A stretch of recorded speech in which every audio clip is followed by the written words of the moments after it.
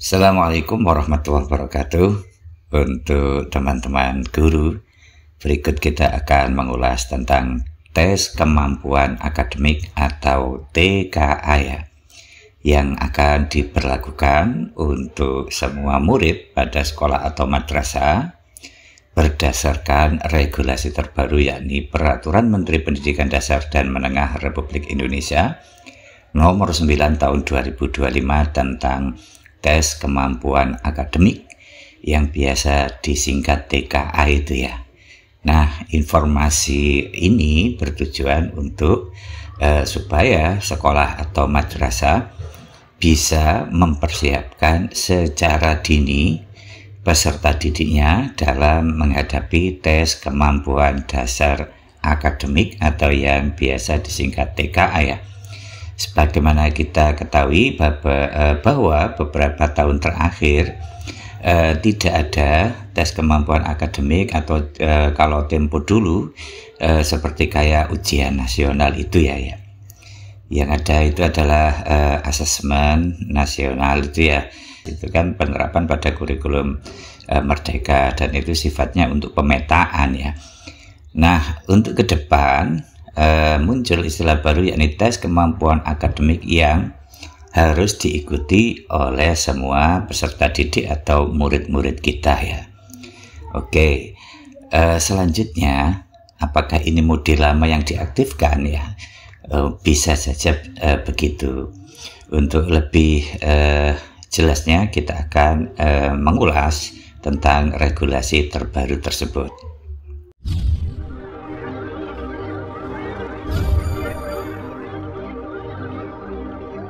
Oke, kita lanjutkan. Ini adalah Peraturan Menteri Pendidikan Dasar dan Menengah Republik Indonesia nomor 9 tahun 2025 yang baru diberlakukan mulai tanggal 28 Mei 2025 ya. Nah, ini nanti aslinya akan kita linkkan ke deskripsi video ini sehingga Bapak Ibu bisa download ya. Saya akan mengulas bagian-bagian yang kami anggap penting untuk diketahui ya. Yang pertama adalah tentang pelaksanaan TKA ini ya, tes kemampuan akademik ya. Yang pertama pada pasal 6, pelaksanaan TKA adalah satuan pendidikan yang sudah terakreditasi. Nah, Bapak Ibu sekolah atau madrasahnya sudah terakreditasi atau belum ya? Apabila ada sekolah atau madrasah yang belum terakreditasi, maka satuan pendidikan yang tidak terakreditasi akan menginduk pada satuan pendidikan pelaksanaan TKA ya. Seperti kayak pelaksanaan ujian nasional itu ya. Kemudian yang ketiga, ketentuan mengenai pelaksanaan TKA dan satuan pendidikan yang menginduk pada satuan pendidikan pelaksana TKA, tentu satuan pelaksana TKA yang dimaksud ini yang sudah terakreditasi ya, ditetapkan dalam pedoman penyelenggaraan TKA. Nah, ini masih kita tunggu pedomannya ya, ini sebagai informasi awal ya. Pada pasal 7 disebutkan ayat yang pertama, satuan pendidikan yang melaksanakan TKA paling sedikit memenuhi syarat sebagai berikut. Nah, ini yang perlu diperhatikan untuk persiapan teman-teman sekolah atau madrasah. Yang pertama, yang bagian A, sarana terdiri atas komputer, listrik, dan jaringan internet. Yang B, petugas pelaksana TKA terdiri atas proktor dan teknisi ya. Jadi kelihatannya pelaksanaan TKA ini seperti kayak ujian nasional ya, yakni dilakukan bisa berbasis komputer ya. Kemudian ayat yang kedua, dalam hal satuan pendidikan tidak memenuhi persyaratan sebagaimana dimaksud pada ayat 1, pelaksanaan TKA menginduk kepada satuan pendidikan lain yang melaksanakan TKA. Jadi nanti kalau ada satuan pendidikan, baik sekolah atau madrasah, misalkan sarana komputernya masih belum mendukung, kemudian fasilitas sarana listriknya juga belum mendukung termasuk jaringan internet, bisa melaksanakan ujian ke sekolah atau madrasah yang sudah memenuhi kriteria memiliki komputer yang cukup, sumber daya listrik yang memadai, dan fasilitas jaringan internet ya. Oke, selanjutnya pada ayat 3, ketentuan mengenai pelaksanaan TKA menginduk kepada satuan pendidikan lain yang melaksanakan TKA ditetapkan dalam pedoman penyelenggaraan TKA ya. Kita tunggu secara teknisnya pada pedoman penyelenggaraan TKA. Oke, kita lanjutkan. Bagian peserta TKA ya. Pada pasal 8, TKA dapat diikuti oleh murid jalur pendidikan formal, pendidikan non-formal, dan pendidikan informal. Ayat 2, murid sebagaimana dimaksud pada ayat 1 wajib terdaftar dalam sistem basis data yang dikelola oleh kementerian. Jadi nanti ada aplikasi basis data ya. Kita tunggu saja polanya pada aplikasi apa ya. Yang jelas mungkin ada sistem kayak pendataan peserta TKA itu ya. Nanti kita tunggu secara teknisnya. Kemudian yang ketiga, peserta TKA pada jalur pendidikan formal terdiri atas, nah ini yang perlu diperhatikan ya, murid pada kelas 6, berarti pada kelas akhir ya, SD atau MI atau sederajat. Kemudian murid pada kelas 9, pada SMP MTS atau yang sederajat, dan murid pada kelas 12 untuk SMA, MA, SMK atau MAK ya. Kesimpulannya pada murid akhir ya. Kemudian pada ayat 4, peserta TKA yang berasal dari jalur pendidikan non-formal sebagaimana dimaksud pada ayat 1 terdiri atas murid pada kelas 6 program paket A, pada kelas 9 paket B, kemudian pada kelas 12 untuk paket C. Ini pendidikan non-formal atau kejar paket ya.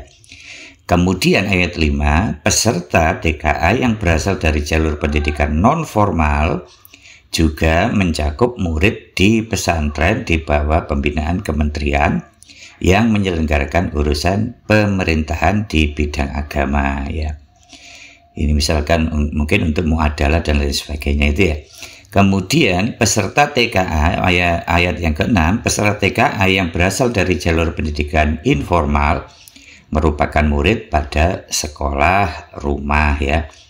Kemudian ayat 7, murid sebagaimana dimaksud pada ayat 1 dikecualikan bagi murid yang berkebutuhan khusus, penyandang disabilitas yang memiliki hambatan intelektual. Oke, kita lanjutkan pada mata uji TKA. Nah ini Bapak Ibu Guru, para kepala sekolah, kepala madrasah ya, bisa siap-siap untuk melakukan program bimbingan ya.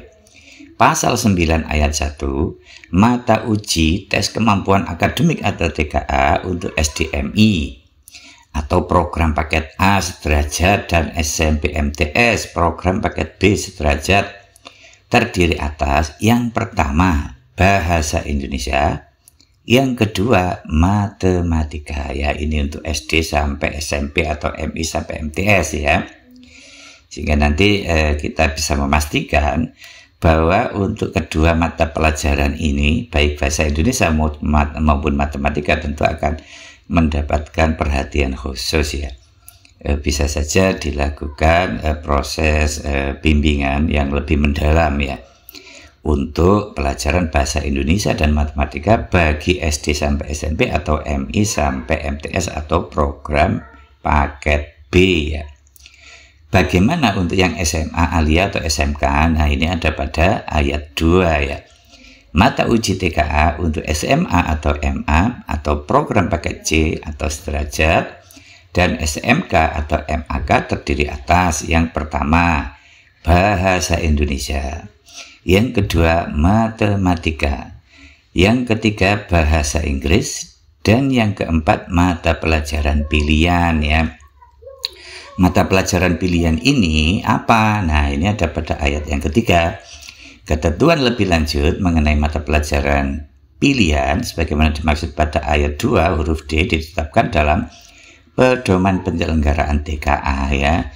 Jadi pedomannya kita tunggu. Mungkin saja mata pelajaran pilihan ini ya pilihan dari murid ya. Murid mau pelajaran apa selain bahasa, matematika, dan bahasa Inggris ya. Mungkin saja begitu, tapi kita tunggu saja ketetapan dalam pedoman penyelenggaraan ya. Jadi perlu diperhatikan untuk SMA, MA, SMK, MAK atau sederajat Pelajarannya ini ada bahasa Indonesia, nanti dalam TKA ya, matematika, bahasa Inggris, mata pelajaran pilihan ya. Ini saya yakin kalau siswa sudah masuk kelas 12, karena nanti yang ujian itu kelas 12. Kita juga belum tahu ini dilaksanakan pada semester ganjil atau semester genap ya. Yang jelas mata pelajaran ini nanti pasti akan mendapatkan perhatian khusus bagi penyelenggara pendidikan ya. Baik itu sekolah maupun madrasah ya. Oke, selanjutnya pada pasal 10 ya, pada pasal 10 ayat 1, hasil TKA disampaikan dalam bentuk nilai dan kategori capaian TKA. Bentuk nilai dan kategori capaian TKA sebagaimana dimaksud pada ayat 1 ditetapkan oleh menteri. Jadi nanti tiap peserta yang mengikuti TKA mungkin akan dapat semacam lembar kayak hasil TKA itu ya, kayak sertifikat begitu ya, yang nanti dikeluarkan oleh kementerian yang berwenang ya. Kemudian pada pasal 11, nah, peserta dari jalur pendidikan formal dan pendidikan non formal yang telah mengikuti TKA berhak memperoleh sertifikat. Nanti dapat sertifikat ya, sertifikat hasil TKA, jadi nanti diketahui capaian-capaiannya.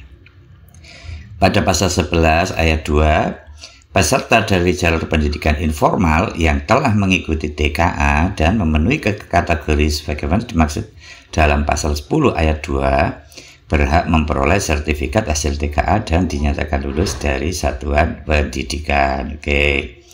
Selanjutnya, rekapitulasi data hasil TKA pada pasal 12 menjadi arsip bersama Kementerian yang menyelenggarakan urusan pemerintahan di bidang agama, pemerintahan daerah sesuai dengan kewenangan dalam satuan pendidikan pelaksana.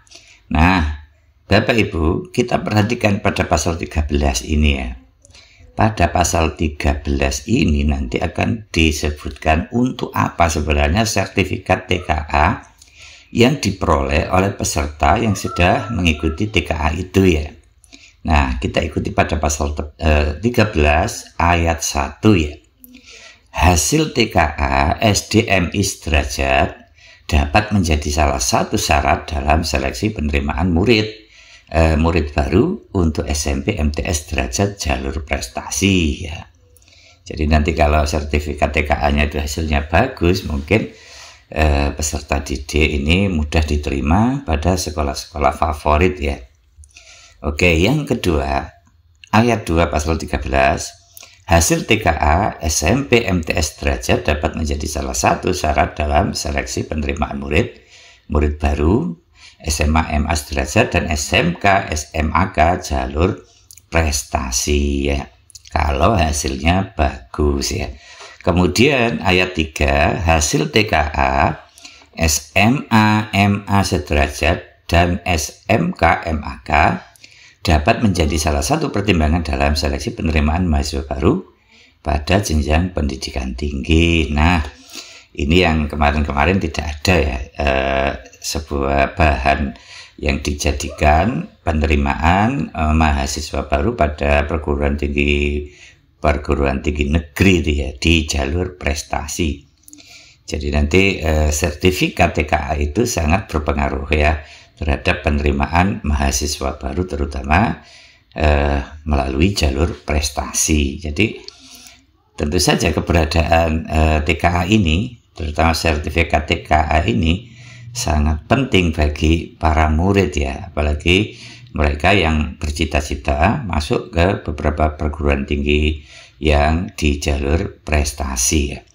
Yang keempat, hasil TKA digunakan untuk menyetarakan hasil pendidikan non-formal dan pendidikan informal dengan hasil pendidikan formal.